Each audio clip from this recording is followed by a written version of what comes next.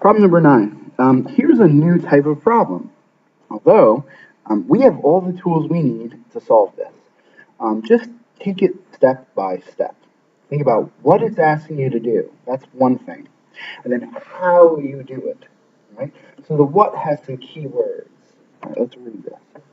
Which equation represents the perpendicular bisector? They want to know the equation of a line that's going to be, here are the conditions.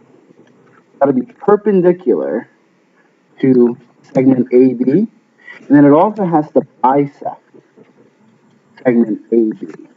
All right, but we're doing the equation of a line, right? That's what they want. How we do this, we know the equation of a line. You need a slope and a y-intercept, and they can't be any slope. They can't be any y-intercept. They have to be a slope that is perpendicular to segment AB. It has to be a y-intercept that, well, we'll deal with the y-intercept last. That's the easy one. All right? So our line has to be perpendicular to segment AB, right? And here is the segment AB.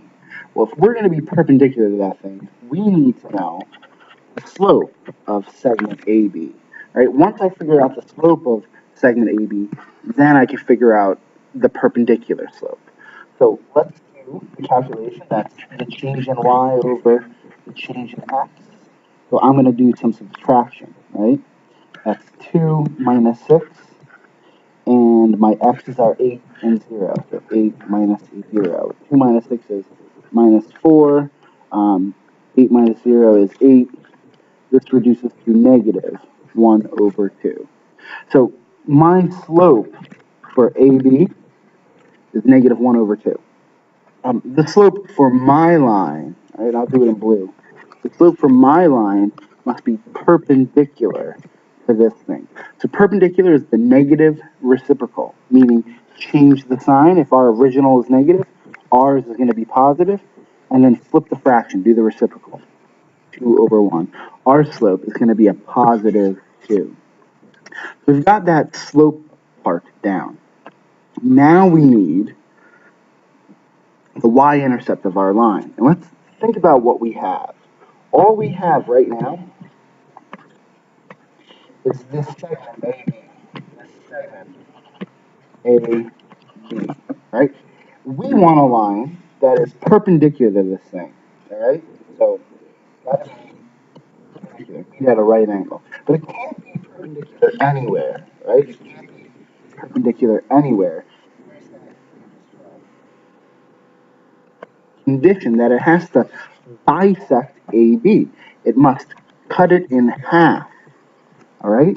So, boom, we have to go through this point. And that point that cuts the segment in half, that's called the midpoint. So it's not that A or B will be on our line. The point that will be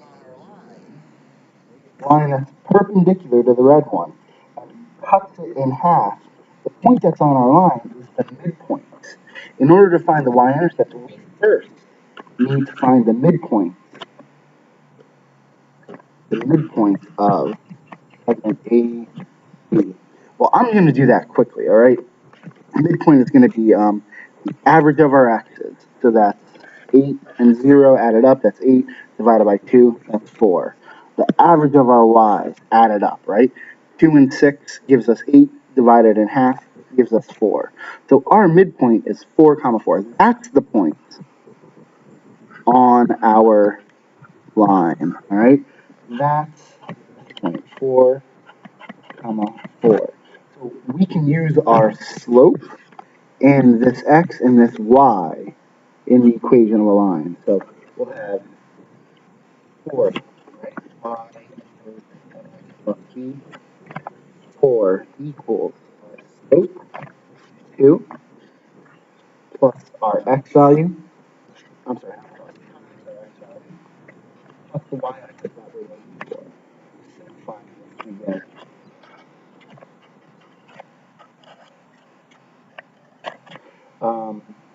4 equals 4, which is 8, plus that Subtracting both sides, c our variable.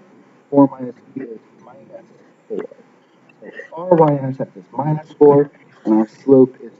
So the equation of our line will be y equals our slope minus x minus 4, our y-intercept.